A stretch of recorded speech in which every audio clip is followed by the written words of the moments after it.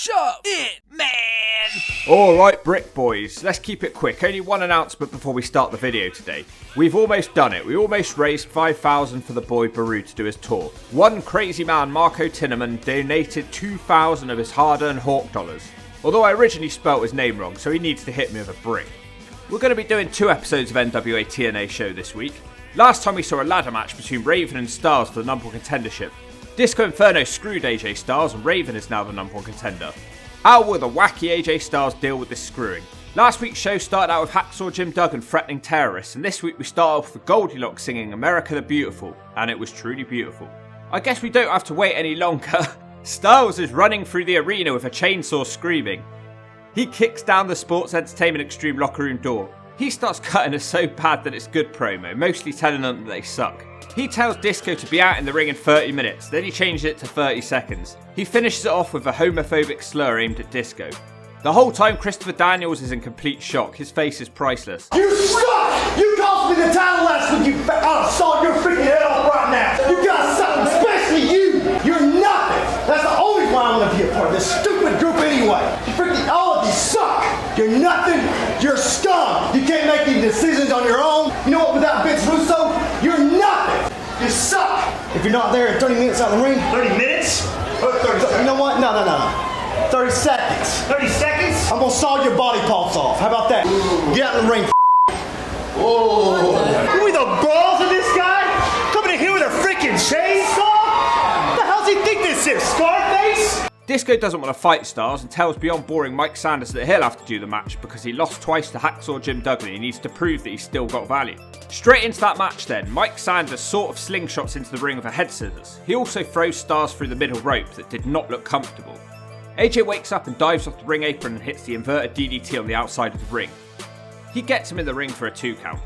AJ tries to do a wheelbarrow, but Sanders picks him up and hits him with a full Nelson slam. Beyond Boring tries to kick him in the face on the floor, but Styles blocks it and kips up, but Sanders kicks him again and it connects. Beyond Boring is all over Styles now. Styles has gone from threatening to cut people's body parts off with a chainsaw to getting battered by Sanders, a man who lost to Hacksaw Jim Duggan twice in 2003. Sanders hits another full Nelson slam for a 2. Beyond Boring looks like someone in their first year at high school wrestling. Sanders tries a bulldog now, but AJ Styles is back with a clothesline. He hits some more strikes, ending with a dropkick to get a 2 on Sanders. AJ's in a bad mood. Maybe he's embarrassed. He starts frantically stamping on Sanders. AJ looks for the Styles clash, but it's fought off. Both guys start reversing each other, which ends with a cross backbreaker from Sanders for a 2. AJ fights back again with a back suplex of authority. This is actually a good match, until you realise it's AJ Styles struggling to beat Mike Sanders. AJ completely drops him with a super kick and he looks for a dive, but he's shoved off by Sonny. Don't look at my ass, Siaki. He's in the ring now, but Sanders kicks him by accident. The match ends with AJ sending Sanders into Disco and rolling him up for the 3. AJ is scared to take out Disco Inferno after the match, despite threatening him earlier, and then he leaves. This is the start of Disco's main event push. It's another loss for Mike Sanders. Him and Disco start pushing each other. They're calmed down by Don't Look at My Ass. The stripper cage. What's going on in the stripper cage? We haven't had our stripper roundup in a while. Well, they still suck. It's just the lollipop one and the other one I just don't rate. It's just not good enough, unfortunately, NWA TNA. I don't know who's selecting the cage dancers, but they should be fired. Conrad is out now making fun of Goldilocks singing at the start of the show. He said he wants her to sing the Mexican national anthem. Then he puts a challenge out to Jerry Lynn and says their feud ends tonight. This feud is boring, I can't wait for it to end. Conrad is somehow a man who looks fat, muscly and lanky all at the same time, and he rocks a wife beater for this match. Conrad does a rolling armbar and tries a nice submission, then he stops. Conrad then pounds on Lynn until he bails from the ring. Lynn sends Conrad into the crowd barrier and he tries a springing hurricane off the steps, but he's caught and powerbombed on the outside. Conan's all over him now.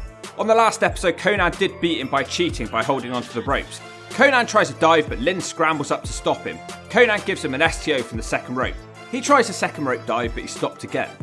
Lynn now has a chance and he hits a drop kick and a nice crucifix roll up for a 2 count. Jerry Lynn almost catches him with another pin, but he's shoved off, so he drop kicks Conan in the face.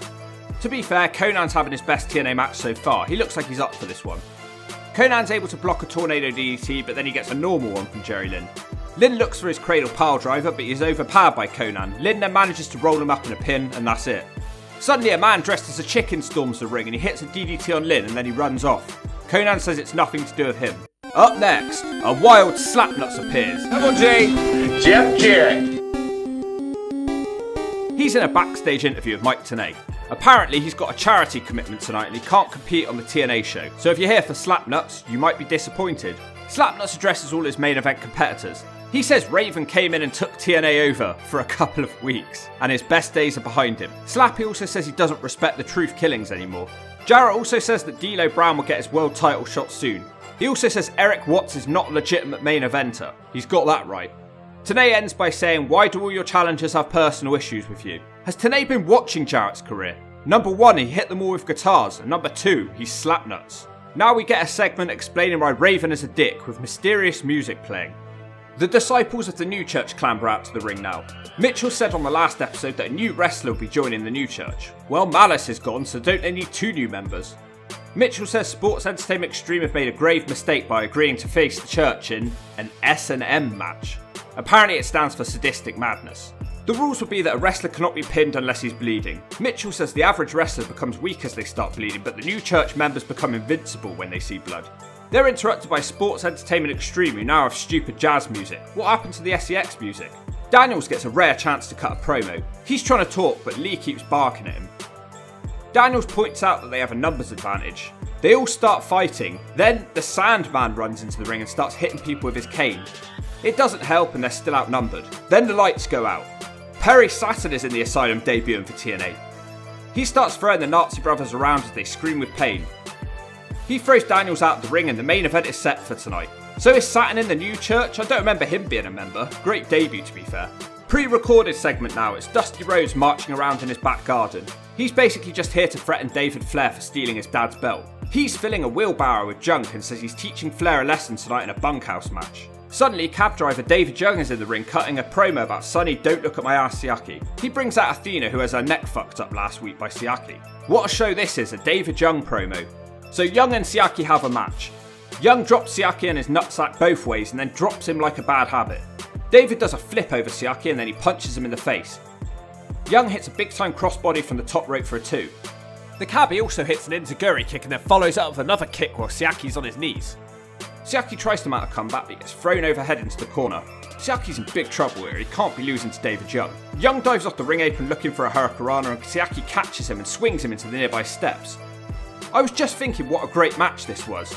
Then I realised that this is the match where Siaki really doesn't want any people looking at his ass because he's wearing a thong. His belt snapped and he has to wrestle the whole match with his thong hanging out. He hits a Northern Light suplex whilst he looks a combination of embarrassed and confused. Young tries to come back but he's dropped on his face as he gets hit with a running neck breaker. Siaki's in 2 minds if he should finish the match or run away. Siaki decides to stay and fight and he almost gets Young to pass out but he can't manage it. David Young then makes it back to his feet to hit a drop kick. Then Young hits, an inverted back suplex. Siaki and Young keep reversing each other and then wham! The cab driver slam! Young doesn't bother making the cover and instead he brings Athena up to the ring apron and she slaps Siaki. She isn't done though and she kicks Siaki in the slash zone whilst Young holds him. Desire storms the ring to beat up Athena. The match is thrown out as Siaki smacks Young in the slash zone and hits the Siakalypse now. Why was this match thrown out when 2 people not in the match were fighting? Young is handcuffed in the corner and he's forced to watch the Siakalypse. Why does he have 2 finishers with such similar names? So confusing. Young dumps in his nappy of anger and it's over. Lucky Siaki didn't dump in his thong. The generic blonde interviewer is in the back with Amazing Red. He doesn't get a chance to talk because a young goofy Mickey James walks up and threatens Trinity. At the end of the interview, Goldilocks says, "Wait, what's your name?" And the response is, "My name is Screw You, bitch." We haven't seen Mickey James since the Lingerie Battle Royal in the really early days of TNA. The show gets worse now because the Next Generation are here to cut a promo. They're the team of a fake main eventer, the deranged Brian Lawler, and the lowest of the Flairs, a crawler. Eric Watts is making fun of Slapnuts. He also says that he's not a fake main eventer because he hasn't even asked for a title shot, so how could he be a main eventer? He says he's just here to get in Jeff's head. Then he apologises and says he wants to be Jeff's friend. The lights go out and when they come back on, wild Slapnuts appears. Double J, Jeff Jarrett. He smashes a guitar over Eric Watts' head. I don't normally do it twice in one video, but this was truly one of the best ones. The New Generation run off and Slapnuts starts threatening all the main eventers. He tells AJ Styles he likes to carry a chainsaw but he'll cut him down to size. In the end, the threats are answered by D'Lo Brown, who was promised a title shot if he signed with TNA. D'Lo tells him to stop whining and complaining because he's the champion, so he should expect to have problems with people. D'Lo is offended that Jeff didn't mention him when he was talking about contenders. I swear he did. D'Lo tells a story about how Jeff Jarrett begged him to sign with TNA and guaranteed him a world title shot. D'Lo is annoyed that every week he's sidetracked with pointless matches and segments, and tonight he'll be facing Chris Harris, and he's not happy at having his time wasted. D'Lo says that after the Chris Harris match he needs to have his title match with Jeff. Jarrett says it sounds like he wants a handout. Just because the WWE dicked him around for 9 years, he can't come here and expect a handout, but they might as well get the shot out of the way, so okay, let's do it tonight.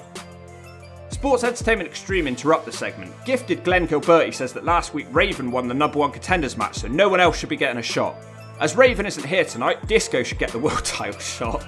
Please, he has to be joking. Disco tells D'Lo that when you fight Jeff, you can't fight him on your own because of Harris and Storm. What? They've barely been associated with Jeff. That's a bit of a reach, Disco. Disco says next week D'Lo can have his title shot, but Sports Entertainment Extreme will have to be in his corner. If he wins the belt, he has to join SEX. Why?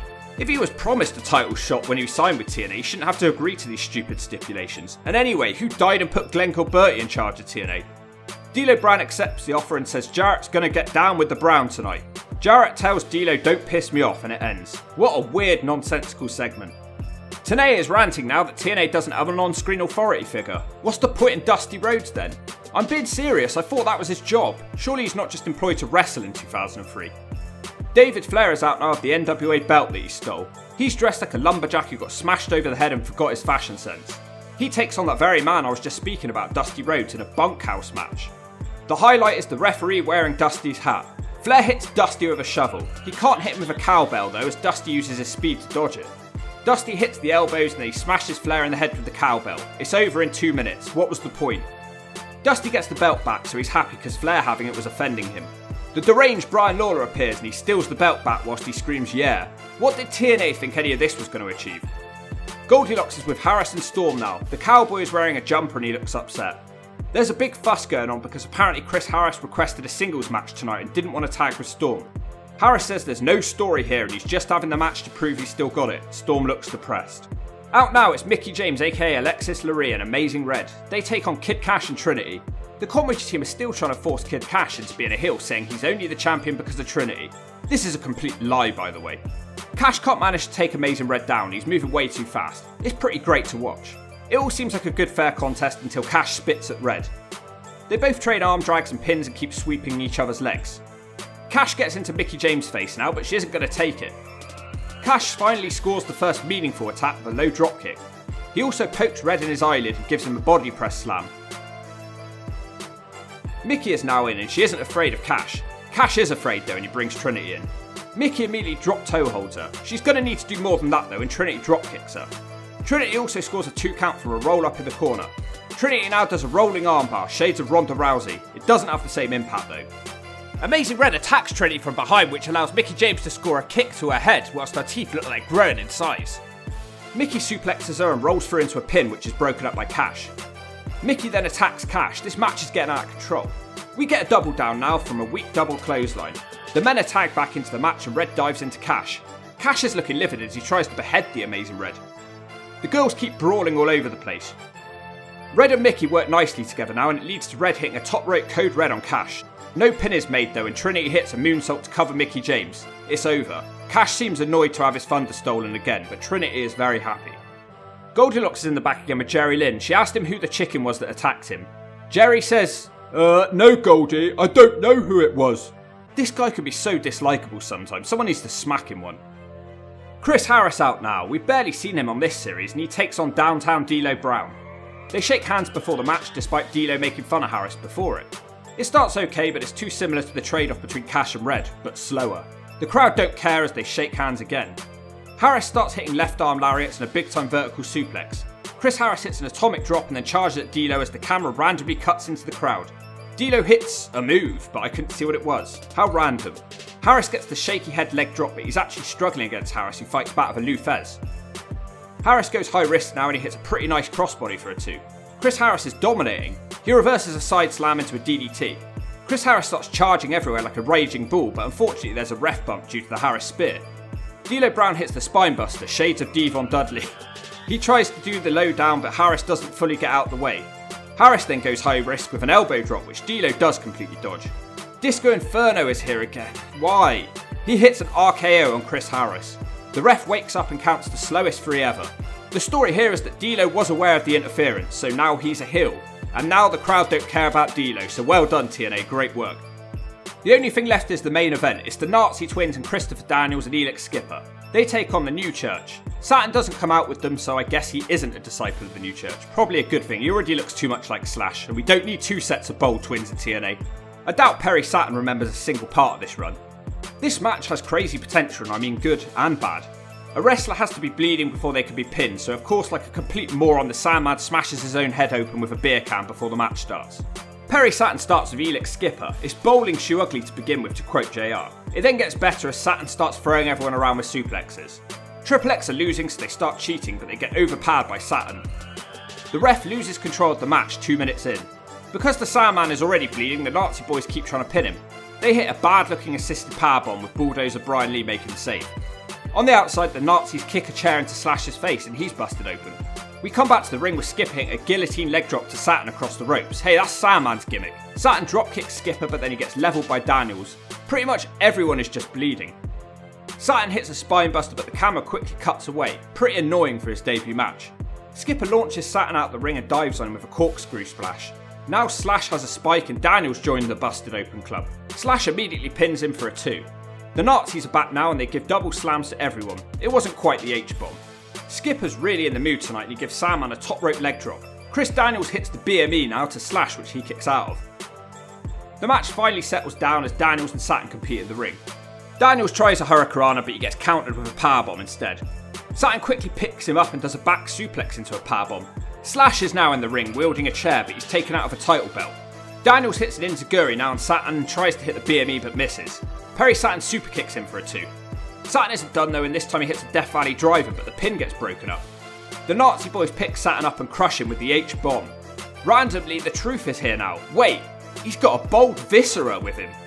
What the hell, when did these two become friends? Viscera in TNA. He hits Daniels with a choke bomb. Saturn makes the cover for the 3. Officially the most difficult match to follow you could ever see. It was just like I thought it would be, crazy good and crazy bad at the same time. Siaki and Gilberti are now here to help with the beatdown of the New Church. The Nazis bring a table into the ring. Why doesn't Viscera come back to stop them? What's the point in him? Skipper and Daniels are getting ready to put Slash through a table. Then the 10 men are run off by Jeff Jarrett on his own. Would you expect anything less? D'Lo Brown is back out now and he's frantically shaking his head in Jeff Jarrett's face, so Jeff smacks him with a chair and the show ends with everybody screaming. This may be my favourite episode of TNA to date. It was just so random and strange. Find and watch this one. I promise it's an entertaining 2-hour watch. I'm not saying it's all good, but it will keep your attention for sure. Let's check out if episode 2 could somehow top that madness. The show starts out with Disco Inferno cutting a promo. He tells D'Lo Brown it's the biggest night of his life tonight as he's wrestling Jeff Jarrett. He asks D'Lo to join him so he can let him know what he can expect from the match tonight. D'Lo doesn't come out though. Disco continues saying what he was going to say to his face anyway. He says Jeff Jarrett isn't as great as he thinks he is. He's got that right. Disco says the only reason anybody cheers Jeff Jarrett is because they're always wrestling in his home state.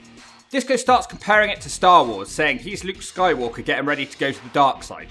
He reconfirms that Sports Entertainment Extreme have D'Lo Brown's back tonight. Suddenly, Disco screams "oh shit" as AJ Styles bursts into the ring, but he doesn't have a chainsaw. AJ launches Disco all over the ringside area. AJ tries to dive now, but he gets smashed by Disco with a chair. The Inferno now wraps AJ's shirt around his head and he's completely battering him. They're putting over on commentary that this is an all-new Glenn Gilberti that they haven't seen before. Disco leaves AJ Styles lying before Raven comes out to watch. This seems to distract Disco as AJ turns it around. Some nerds break up the fight and it's over. Raven looks like he might smack Disco for some reason before D'Lo Brown runs out and starts shaking his head in Raven's face. Pre-taped interview now with Mike Tenay interviewing Jerry Lynn and Conan. I never thought Jerry Lynn would be a low point of the show, but he is now. He's gone from a main eventer to a complete bore. They're still arguing about if the X Division stole the Luchador style. Jerry Lynn says that he never claimed they didn't and he doesn't know why they're even feuding. They end up by shaking hands, so I guess it's over. Goldilocks is interviewing Raven now dressed as a road warrior. She asks Raven if he thinks he'll be facing Jeff Jarrett or D'Lo for the title. This is an example of a really bad Raven promo. He's rambling and stuttering and looking confused. He starts complaining about the crowd over chanting him and distracting him. He then tries to insult the people of Nashville but struggles to come up with anything good.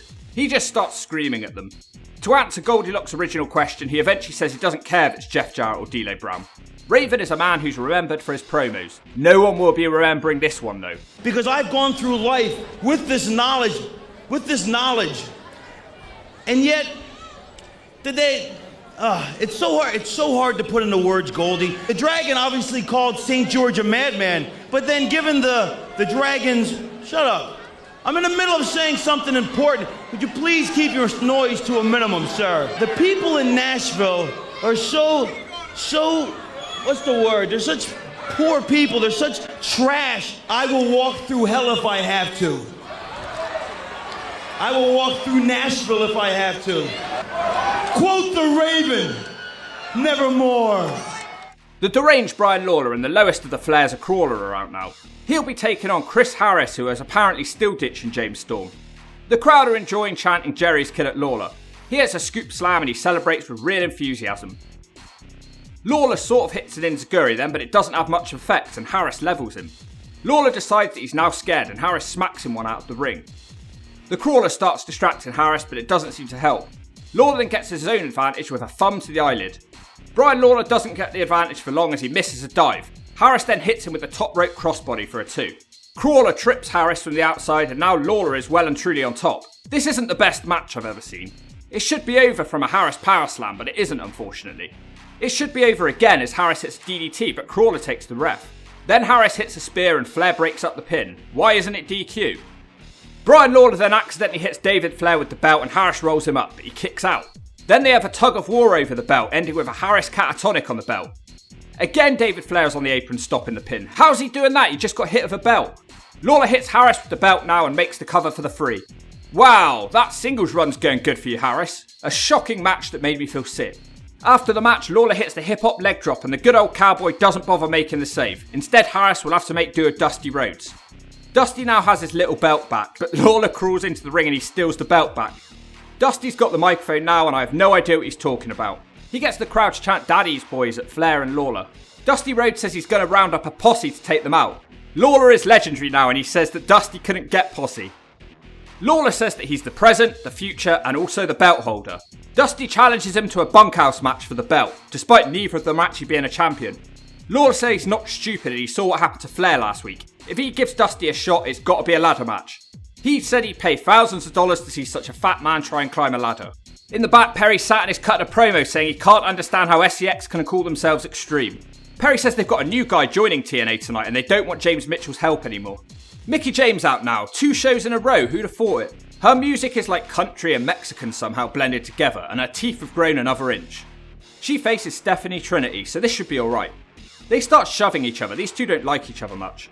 Trinity's all over her to begin with a nice fireman's carry takeover. When they get back to their feet, Trinity hits a flying head scissors.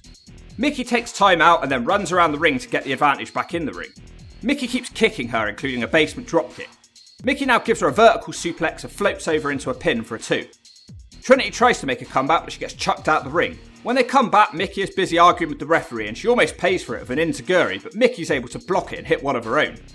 Trinity eventually does make a comeback and she hits a brutal looking spin kick. NWA Impact brings you the Smack of the Week, sponsored by all new Blonde for Men. If you're a brown-haired Potter, put some blonde in it. It makes you look hotter. Oh, man. Stephanie Trinity with a hurricane kick, man. Those big old teeth have been knocked out now. Trinity told Mickie, I'm going to do you this favor, man. It's time for some dental surgery. That was the NWA TNA Smack of the Week, sponsored by Blonde Just for Men. Get it, got it, shove it. She wants to dive on Mickie, but she's moving slowly and Mickie stops her. Mickie James looks for a suplex, but she's shoved off. Unfortunately, Trinity completely misses her moonsault. Raven now randomly appears at ringside and he sits in the corner like a creep. Kid Cash also appears. Trinity hits a roundhouse kick, then she does a standing shooting star for the 3. Fuck me, how good was Trinity in 2003? There can't have been many better women wrestlers in the world at this point, surely. Raven DDTs Trinity and he takes Mickie back to the sports entertainment locker room, so I guess she's joining them now. The story here is that Kid Cash didn't help Trinity.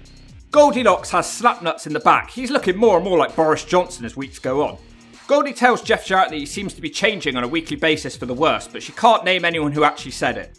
I can't work out if he's supposed to be a good or a bad guy. I mean, he's feuding partially with Eric Watts, who's definitely not a good guy. Out now it's the Bold Boys and Christopher Daniels, who's also bold, but he's not shady. They take on Perry Saturn and the Sandman. They have a secret partner and they reveal it to be New Jack. This is the start of an awesome run, an amazing debut with the lights going out and the cool music playing. He genuinely looks happy to be here hitting people with trash cans. This is far from New Jack's best TNA match, but it's great to see him debut.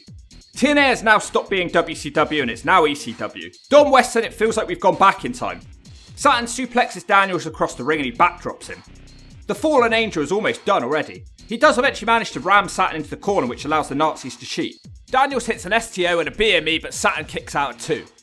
Daniels tries to do something else, but Saturn counters it with a sit-out powerbomb. Saturn's going nuts now, he's hitting everyone.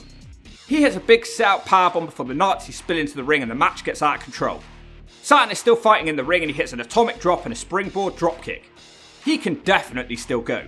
The Nazi that he's wrestling gives him a big boot to slow him down. The Nazi also hits him with a choke slam.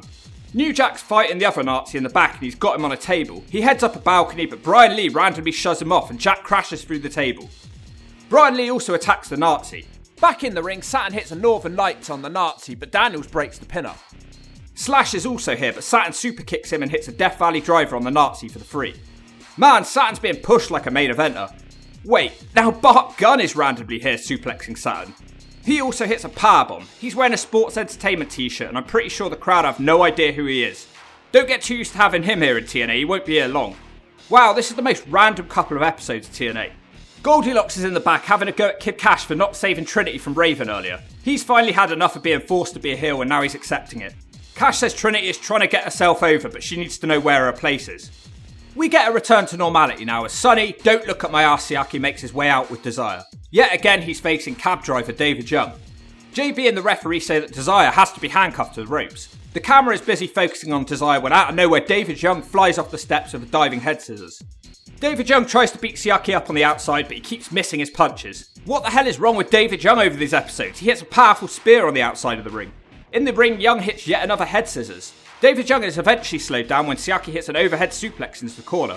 Sonny Siaki then suddenly hits a split leg moonsault. Not his safest move, he almost ended Alan Funk's career around this time with that move. This is another really hard hitting match between the two as Siaki hits a flatliner.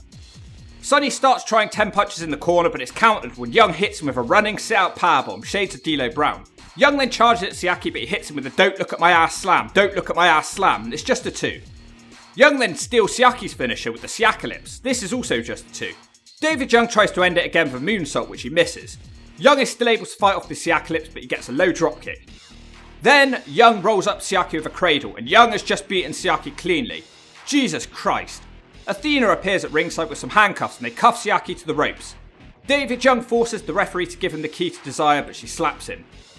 Now she's in the ring. She isn't scared of Young, but he hits her with the cab driver slam, Siaki falls over and it ends. He's now a joke. Another match now, it's primetime Elix Skipper. He takes on Ron the Truth Killings in a completely random match that nobody cares about. He seems pretty happy to be back, but what I really want to know is where's Viscera gone? Truth wants to cut a promo, but Skipper won't let him and attacks. These two seem to be having a contest on who could run the furthest. Truth seems to win it.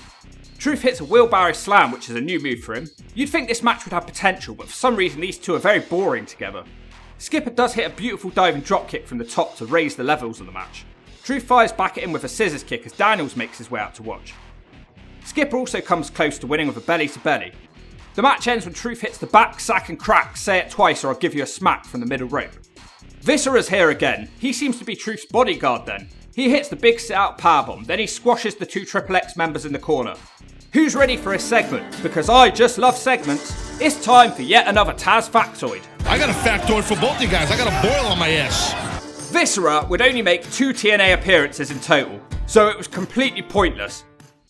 Up next, a really weird pre-recorded video of Eric Watts hanging out with people and talking about Jeff Jarrett. I think it's Brian Urlacher with him. I hope I'm pronouncing it right this time. If I'm not, shut up or I'll smack you one. This goes on for a while. He asks a Beast Boy with a haircut that looks like a bowl was put around it and cut if he's a fan of Slapnuts. I'm pretty sure from most reaction he has no idea who Jeff Jarrett is. Jerry Lynn is out now to challenge for the X Division title and try to be relevant again. Kid Cash now has new music, which is a bit more suitable for him. Cash also has a shirt saying heel on it in case we weren't sure. Cash desperately tries to put Lynn away quickly, but he can't catch him. Lynn hits him with a diving crossbody from the corner and gives him some arm drags. Jerry Lynn really seems to have his number.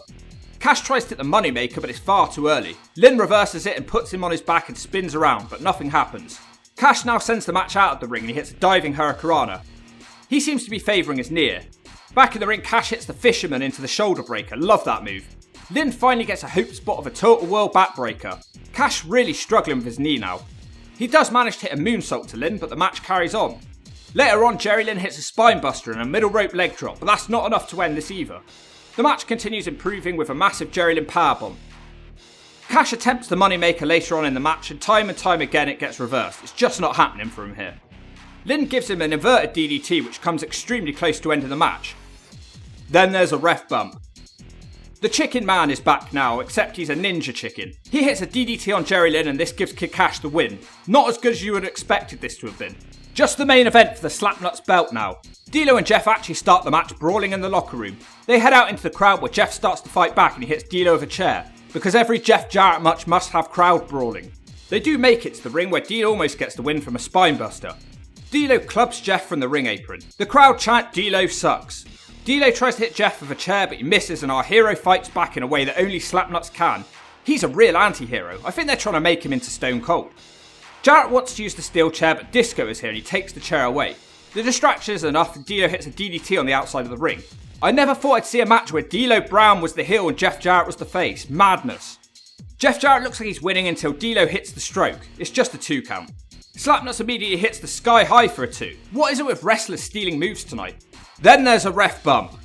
Disco immediately hits the RKO on Jeff Jarrett and D'Lo makes the cover. That's just a 2. Jarrett quickly heads up top and then there's another ref bump from Jeff's crossbody. Beyond boring, Mike Sanders is now here and he hits Jeff with the title belt. Again, Jeff kicks out of the pin. Oh god, it's going to be one of those sort of Jeff Jarrett matches, isn't it? We now get a double down. Raven's here, but he just sits in the corner. This distracts the referee. Beyond boring climbs back into the ring. He tries to hit a super kick, but he nails D'Lo instead. Jarrett hits the stroke for the 3, because of course. Jarrett and Raven now square off, and Raven sends his friends out the ring. Mickie James didn't get the memo though, and she stays in the ring. Jeff turns around and creams her in the head of a chair, and the show goes off the air like a mini-second later. Well, that second show was just not good. It was lacking interesting stuff really, and Siaki is a goof now, which sucks. Trinity and Mickie James' involvement was probably the high point of the show. To be fair, David Young did well over these 2 shows too. There we go, some kind words for the cabbie. Anyway, enough talking, this video's getting long. New month, new year, but I'll still take off your girl's thong.